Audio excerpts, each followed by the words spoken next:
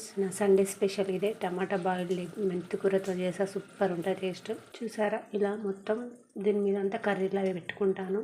ఒక 2 మినిట్స్ నుంచి బంద్ పెట్టుకుంటాయి.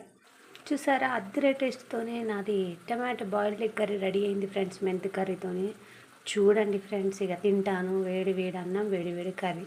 చూసారా ప్లేట్లోకి వేసుకున్నాను. ఇంత కలర్ఫుల్గా ఉందో.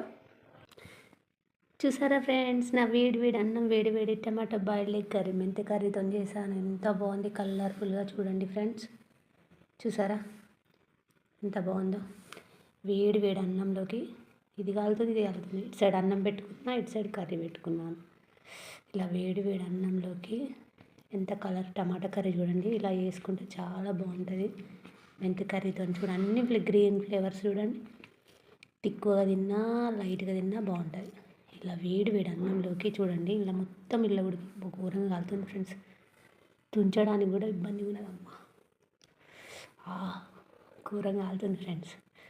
ఇలా ఎగ్గు ముక్క పెట్టుకొని తింటే ఆ కిక్కే వేరు ఫ్రెండ్స్. చూడండి, ఫస్ట్ ముద్ద వచ్చేసి మా వ్యూవర్స్ అండ్ సబ్స్క్రైబర్ కోసం తినండి. ఇప్పుడు నేను తిని చూపిస్తాను. బా, నా సండే స్పెషల్ కర్రీ టమాటా బాయిల్డ్ ఎగ్.